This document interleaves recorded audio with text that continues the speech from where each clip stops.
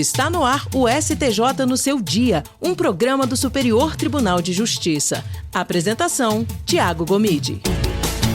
Olá para você que nos acompanha a partir de agora, está no ar mais um STJ no seu dia. Eu sou o Tiago Gomide e no episódio de hoje nós vamos falar sobre a remissão da pena por estudo no sistema prisional e o papel da educação na execução penal.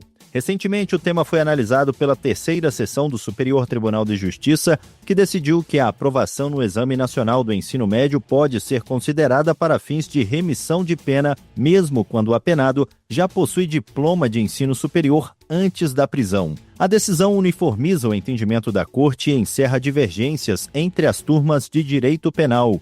O julgamento também reforça o debate sobre os limites da Lei de Execução Penal e o alcance das políticas de ressocialização. E para entender melhor os fundamentos dessa decisão, o papel da educação como instrumento de reintegração social e os impactos desse entendimento na execução penal brasileira, eu converso agora com a advogada criminalista e professora de Direito Penal, Ana Paula Correia. Seja muito bem-vinda ao STJ no seu dia. Olá, muito obrigada pelo convite. É uma honra poder participar do podcast. Doutora, começa explicando então para quem nos acompanha qual que é o papel da remissão de pena por estudo dentro do sistema de execução penal brasileiro e por quê, e de que forma a educação pode contribuir para o processo de ressocialização de pessoas que estão privadas de liberdade. Bom, Tiago, a remissão por estudo tem como objetivo transformar o tempo ocioso dentro do cárcere em um tempo mais produtivo. Então, mais do que abreviar a pena, a educação ela vai redefinir a identidade daquele indivíduo, né? Ele deixa de ser apenas um sentenciado e passa a ser um estudante. Então, a segurança pública ela se faz também com a reintegração social. Quando o sistema oferece o estudo, nós estamos diminuindo drasticamente as chances de reincidência daquele interno, o que significa que esse indivíduo terá a chance de retornar à sociedade mais preparado para o mercado de trabalho e, em tese, afastado da criminalidade. E do ponto de vista da Lei de Execução Penal, doutora Ana Paula, qual foi o principal fundamento jurídico aí para permitir a remissão sem que a escolaridade anterior impeça essa remissão básica? Bom, o fundamento central, é o princípio da isonomia, aliado à finalidade ressocializadora da pena. A LEP, ela não faz qualquer distinção entre os internos, seja de classe social ou de nível cultural prévios, para garantir o direito à educação. Então, se o objetivo da execução penal é preparar o indivíduo para a reinserção na sociedade, existiu uma proibição que alguém com diploma superior pudesse remir sua pena pelo estudo seria criar uma punição extra, uma espécie de descriminalização injustificada. Então, o esforço intelectual do preso que busca esse aprimoramento e o estudo por conta própria, ele deve ser valorizado e recompensado pelo Estado, independentemente do ponto de partida acadêmico dessa pessoa. Em que medida essa interpretação extensiva ela é compatível também com o princípio da legalidade, doutora? Bom, não tem aí nenhuma violação à legalidade, até porque nós estamos diante de uma interpretação in bonum partem, Ou seja, é aquela interpretação que vai beneficiar o interno, o apenado, o detento, para garantir direitos fundamentais. Então, o artigo 126 da LEP, ele prevê a remissão por estudo de forma muito ampla. E a jurisprudência do STJ e agora, com a chancela do STF, apenas adequaram a letra fria da lei a uma realidade constitucional. Então, interpretar a lei de execução de forma progressiva e mais humanitária é cumprir o mandamento constitucional da dignidade da pessoa humana. E a aprovação no Enem, ela pode ser considerada, então, de fato, um critério objetivo para comprovar estudo por conta própria no sistema prisional? Com certeza, Tiago. O Enem, ele é um exame nacional de alta complexidade, Ele é um processo rigoroso e padronizado. Ninguém é aprovado no Enem por sorte. Então, para que um detento ele alcance a pontuação exigida, ele indiscutivelmente há um esforço real de leitura, de memorização, de dedicação, muitas vezes realizado de forma autodidata, dentro de uma cela, sem uma estrutura de um cursinho, né, sem professores à disposição. Então, a aprovação no Enem é uma prova material contundente de que houve ali um tempo dedicado ao aprendizado. E qual que é o impacto da Resolução 391 de 2021 do CNJ na consolidação desse entendimento adotado pelo STJ? Bom, a Resolução 391, ela funcionou como uma ponte regulatória entre a previsão genérica da lei e a realidade dos presídios. O CNJ, ele normatizou os critérios de aferição, né, e incluiu expressamente a aprovação em exames nacionais como o Enem, como exames aptos a gerar o direito à remissão.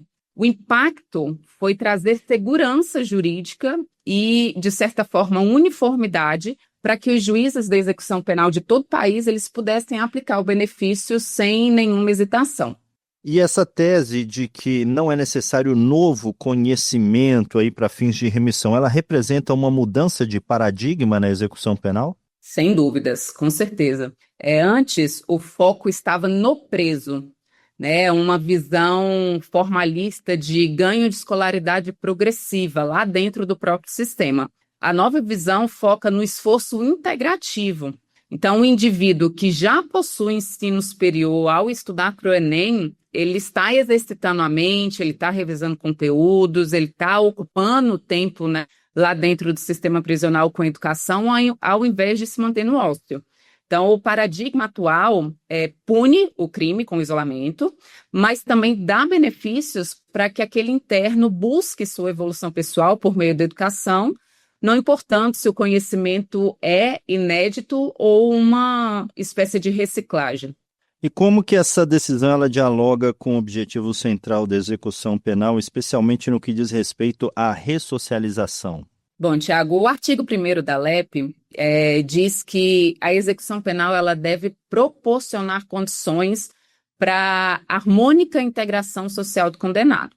Se o Instituto da Remissão ficasse restrito ali aos estudos para o preso não graduado, nós estaríamos aí dizendo que aqueles que já têm uma graduação, que o seu intelecto ali não tem valor para o sistema, né? Então, estimular o estudo de todos, sem exceção, mantém um ambiente prisional certamente mais seguro, mais humanizado e focado no futuro daquelas pessoas fora das grades.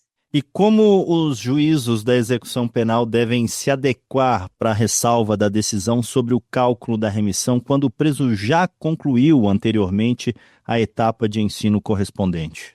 A aprovação no Enem, né, para quem já tem diploma, vai pontuar pelo aproveitamento e pela dedicação ao certame nacional. Os tribunais superiores e o CNJ, eles estabeleceram balizas ali muito claras. Tá? Então, os critérios matemáticos foram muito bem definidos. Cabe agora aos juízes da vara de execução aplicar a tabela de remissão de forma automatizada e desburocratizada, né? Entendendo que o direito ao abatimento desses dias é líquido e certo, diante dessa aprovação comprovada. E como que o sistema da execução penal ele equilibra esses objetivos de punição e de ressocialização na prática? Tiago, esse é um grande desafio do direito penal, né? A punição, ela se realiza pela privação da liberdade. Então, essa é a resposta estatal ao delito. Mas a execução, ela não pode parar na punição, senão vai virar uma espécie de vingança. Então, o equilíbrio se dá justamente em instrumentos como o trabalho, né, como o estudo. Punir o ato e instrumentalizar o homem para o futuro é o equilíbrio, né? Então, a remissão penal é um ponto, né, onde a punição ela diminui à medida em que esse interno mostra um esforço de ressocialização. E para a gente fechar, doutora, quais caminhos ainda podem ser aprimorados aí para ampliar o acesso à educação dentro das unidades prisionais? Tiago, eu entendo que o caminho aí passa por 3 pilares. Primeiro, a conectividade e tecnologia, a universalização de bibliotecas e parcerias institucionais. Então, nós precisamos avançar na possibilidade de ensino à distância seguro dentro dos presídios, porque aí a gente vai ter uma estrutura a estrutura física, né, dentro do cárcere, a gente sabe que ela é deficitária, então essa possibilidade de ensino à distância facilitaria demais. Além disso, garantir que toda unidade prisional tenha um acervo de livros robustos, incentivar convênios com universidades públicas e instituições federais também seria de grande valia, e universalizar o acesso ao estudo no sistema prisional não é um privilégio para o detento, né? É um investimento que o Estado faz para paz social, para toda a população. Ok, doutora Ana Paula Correia, muito obrigado por essa participação aqui no STJ no seu dia. Eu que agradeço pelo convite, Tiago. STJ no seu dia, um programa do Superior Tribunal de Justiça.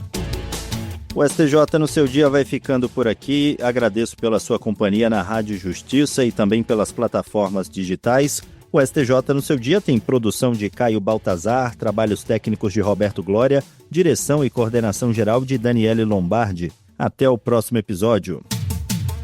STJ no seu dia, um programa do Superior Tribunal de Justiça.